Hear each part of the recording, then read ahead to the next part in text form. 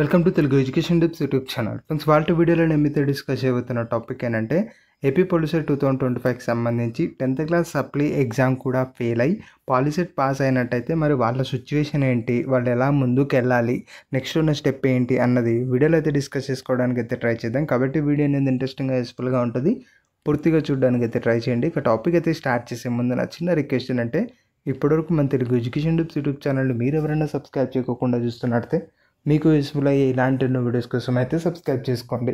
Friends, ఇక టాపిక్లోకి వచ్చేసినట్టయితే మెయిన్గా పాలిసెట్ రిలేటెడ్గా మనకు ఇక ఏదైతే 10th క్లాస్ ఎగ్జామ్స్ రిజల్ట్స్ రాకముందే మనకు అప్లై చేయడం జరిగింది.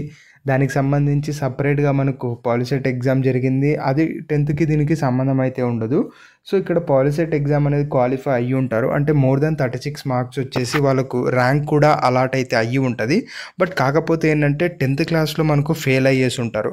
ఇక్కడ గుర్తుపెట్టుకోండి, 10th క్లాస్ ఏదైతే రెగ్యులర్లో ఫెయిల్ అయ్యి సప్లీలో పాస్ అయినా మనకు పాలిసెట్లో ర్యాంక్ వచ్చి ఉంటుంది కాబట్టి మీరు కాలేజ్కి అయితే వెళ్ళొచ్చు, ప్రాబ్లం లేదు.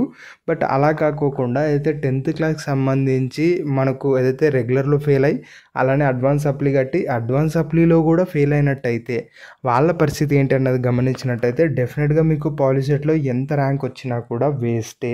సో పాలిసెట్లో మీకు ఫస్ట్ ర్యాంక్ వచ్చినా లేదంటే 10th ర్యాంక్ వచ్చినా 100 ర్యాంక్ వచ్చినా మీరు 10th పాస్ అవ్వనంత వరకు అలా ఎన్ని ర్యాంక్స్ వచ్చినా మీరు వాటిని ఏమీ కూడా చేయలేరు.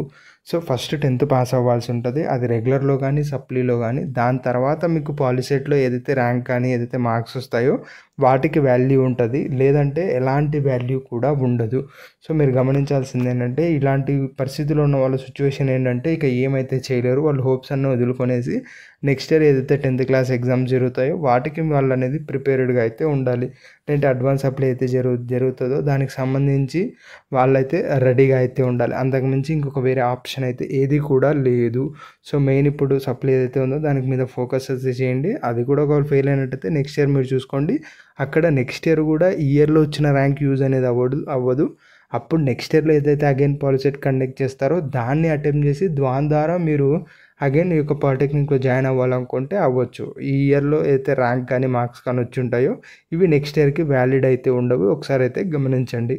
ఇది ఫ్రెండ్స్ మెయిన్గా వీడియోలో అయితే తెలుసుకున్నది. వీడియో నచ్చినట్లయితే లైక్ చేయండి. మరో ముఖ్యంగా మన తెలుగు ఎడ్యుకేషన్ టిప్స్ యూట్యూబ్ ఛానల్ని మీరు ఎవరైనా సబ్స్క్రైబ్ చేయకుండా చూస్తున్నట్లయితే మీకు యూస్ఫుల్ అయ్యే ఇలాంటి వీడియోస్ కోసం అయితే సబ్స్క్రైబ్ చేసుకోండి.